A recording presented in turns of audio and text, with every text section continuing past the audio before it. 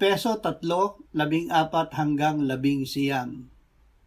Dahil dito ay iniluluhod ko ang aking mga tuhod sa Ama, na sa Kanya'y ipinangalan ang bawat sambahayan sa langit at sa lupa, upang sa inyo'y ipagkaloob niya ayon sa kayamanan ng Kanyang kaluwalhatian, na kayo'y palakasin ng kapangyarihan sa pamamagitan ng Kanyang Espiritu sa pagkataong loob, upang si Kristo ay manirahan sa inyong mga puso sa pamamagitan ng pananampalataya, kung paanong kayo'y nag-uugat at tumitibay sa pag-ibig.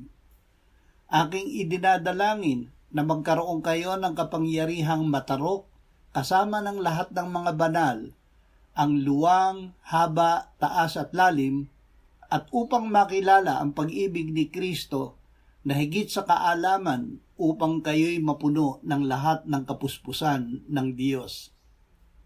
Puno ng kapuspusan ng Diyos. Ibinibigay ng Diyos sa mananampalataya ang Kanyang kapuspusan.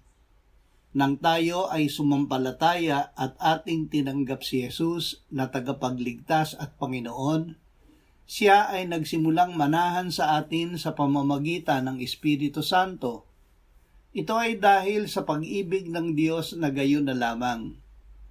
Ibig ng Diyos na ating matarok ang luwang, haba, taas at lalim ng Kanyang pag-ibig, at ito ay ipinaalam niya sa paraan ng pagpapakilala niya ng Kanyang sarili sa pamamagitan ni Kristo.